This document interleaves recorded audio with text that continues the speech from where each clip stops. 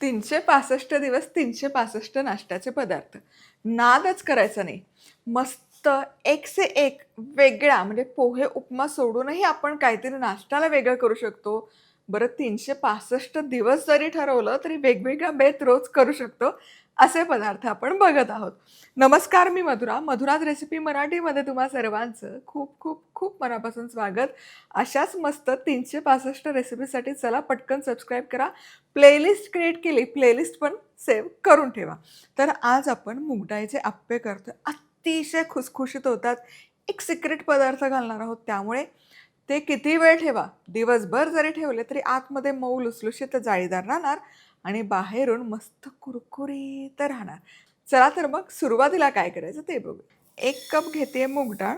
यामध्ये घालूयात पाव कप पोहे. हे व्यवस्थित मिसळूयात. यामध्ये भरपूर पाणी घालायचं आणि 2 ते 3 वेळा तरी स्वच्छ धुवून घ्यायचं. आता हे मूगडाळ आणि पोहे स्वच्छ धुवून झाले. पोहे का घातले? पोह्यांमुळे तो मूगडाळीमध्ये काय असतं, खूप जास्त प्रमाणात प्रथिनं म्हणजे प्रोटीन असतं. ते थंड झाल्यानंतर दडदडीत होतं. ते होऊ नये त्यामुळे पोहे घातलेत. पोह्यांमुळे हे अप्पे मस्त खुसखुशीत राहतात. चला आता यामध्ये भरपूर पाणी घालूयात आणि पोहे आपण अगदीच नावाला घातलेत. असं काही खूप घातलेले नाहीये. आता हे किमान 4 तास तरी मुरण्याकरता ठेवूया. चला आता इथे पोहे आणि मूग डाळ 4 तास भिजत घातले होते. हे बघा, पोहे छान फुलले, मूग डाळही मस्त फुलली आहे. आता यातलं हे जे जास्तीचं पाणी आहे ना, हे पाणी पूर्ण उपसून काढणं अगदी गरजेचं आहे. नाहीतर मग काय होईल ना, पीठ खूपच सरबरीत होतं. त्यामुळे पूर्ण पाणी यातलं काढून घ्या. कारण आपण यामध्ये भाज्या देखील घालणार आहोत. भाज्यांमध्ये देखील पाण्याचा बऱ्यापैकी अंश असतो. पाणी व्यवस्थित काढून घेतलं की मिक्सरच्या भांड्यामध्ये 3-4 लसूण पाकळ्या, 2-3 हिरव्या मिरच्या घालायच्या आणि ही डाळ आणि पोहे याचं मिश्रण घालूयात. अगदी चमचाभर पाणी घालते, खूप पाणी नको. आणि मिक्सरला हे छान ओबडधोबड फिरवायचं, खूप बारीक पेस्ट नाही करायची.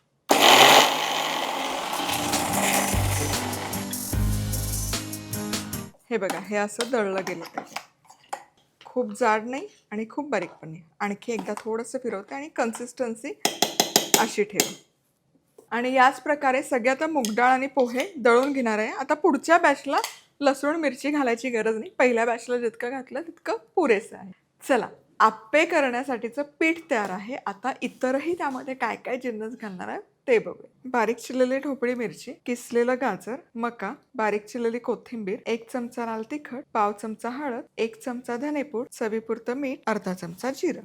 आणि यासोबतच आपल्याला लागेल चमचाभर फ्रूट सॉल्ट. तर सगळ्यात आधी पिठामध्ये मसाले घालूयात. लाल तिखट, हळद, मीठ, जिरं, धनेपूड. हे मसाले व्यवस्थित मिसळूयात पिठासोबत. हे बघा, अजिबात आहे ना खूप असं पातळ सैल पीठ नाही आहे. असं प्रमाण हवं पिठाचं, त्यामुळे पाण्याचा कमीत कमी वापर करायचा. आता यामध्येच भाज्या घालूयात. किसलेलं गाजर, ढोबळी मिरची, मका, कोथिंबीर. हे देखील व्यवस्थित मिसळून घ्यायचं. आता हे तयार झालं मूगडाळ अप्पेचं बेस तयार. आता हे तुम्ही रात्रीच तयार करून फ्रीजमध्ये ठेवू शकता आणि जेव्हा करायचे तासभर बाहेर काढा, त्यामध्ये फ्रूट सॉल्ट घाला आणि लगोलग अप्पे करा. जर तुम्हाला इनो नसेल वापरायचं, खायचा सोडा नसेल वापरायचं, तर भाज्या नका घालू. पीठ तसंच आंबवायला ठेवा. मूगडाळ आहे, 4-5 तासात म्हणले तरी पटकन आंबते. मग सोडा बिडा, दही बिही काही घालायचं गरज नाही. रात्रभर ठेवा, पीठ फसफसतं. मग करायच्या पूर्वी मीठ आणि सगळ्या भाज्या घाला. चला आता यामध्ये मी फ्रूट सॉल्ट घालते. आप्पे पात्रात म्हणजे आप्पे जस्ट बनवायच्या आधी फ्रूट सॉल्ट घाला. खूप ॲडव्हान्समध्ये नका घालू, नाहीतर आप्पे फुलणार नाही. मग ते अगदी अर्धा चमचा पाणी पीठ फुलण्याकरता मिसळायचं. आप्पे पात्र गरम करायला ठेवलं आहे. आपल्याकडे आता फुसफुस आहे बघा. हे बघा किती सोपं जातं आहे. जास्तीचं पण तेल लागत नाही आणि पार असं कडेकडेपर्यंत हे व्यवस्थित ग्रीस होतं. फुसफुस मधुराज रेसिपी क्लब.com खरेदी करू शकता. अतिशय लाईफ सेवर आहे. चमचा वाटी घेऊन तेल घ्यायची गरज नाही. आता हे बघा, हे मिश्रण देखील काय सुरेख बहारदार फुललेलं आहे. आता आप्पे पात्रामध्ये चमचाभर हे मिश्रण घालायचं.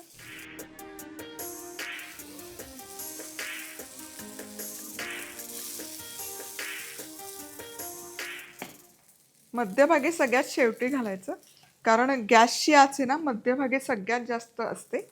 आता झाकण ठेवायचं आणि छान खरपूस भाजेपर्यंत 1.5 ते 2 मिनिटाचा वेळ लागतो भाजून घ्यायचं. जेमतेम 2 मिनिटं झालेत. खालची बाजू खरपूस भाजून झाली.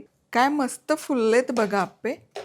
त्याकरता आहे ना पिठाचं प्रमाण अगदी परफेक्ट हवं. असे आप्पे फुलले ना की ते दोनही बाजूने खरपूस भाजले जातात बघा. आता वरनं पण थोडं तेल स्प्रिंकल करते. वाह. आणि हे उलटवायचं. आ हा हा हा. वा वा वा. काय सुरेख झालेत बघा. हे असे जितके छान फुलतात तितके छान ते दोनही बाजूने खरपूस भाजून होतं. हे तर ट्विन्स झालेत, जुळे झालेत. आता मात्र झाकण न ठेवता दुसरी बाजूही व्यवस्थित खरपूस अशी भाजून घ्यायची. आहा, दोनही बाजूने खरपूस भाजून झाले. दिस इज इट म्हणतात की नाही, अगदी तसा होतो. तुम्ही आपली ना आप्प्याची कुठलीही रेसिपी बघा, एक बाजू कच्ची भाजली गेली आहे असं होतच नाही. त्याचं कारण पिठाचं प्रमाण जमलं की बाकी पण सगळं मस्त जुळून येतं बघा. चला आता याच प्रकारे सगळे आप्पे तयार करायचे. पुन्हा एकदा फुसफुस.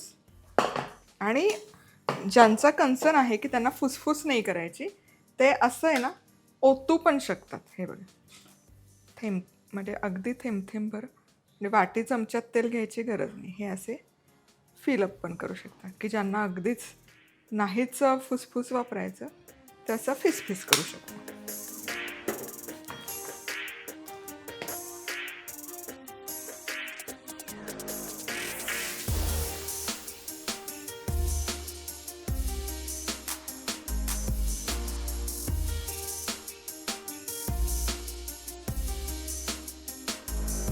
आता या प्रमाणामध्ये या आकाराचे मस्त टुमटुमीत असे 24 आप्पे तयार होतात. एकदम खुसखुशीत होतात, आतमध्ये बहारदार जाळीदार होतात. चटणीची गरजच नाही आहे, कारण यामध्ये इतके सारे मसाले आपण घातलेत. त्या मसाल्यांनी याला खूप कमाल स्वाद येतो. बरं, जाता जाता लाईक, कमेंट, सबस्क्राईब करा. पुन्हा भेटूया. तोवर मस्त राहा, खुश राहा, आनंदी राहा. सगळ्यात महत्त्वाचं खात राहा.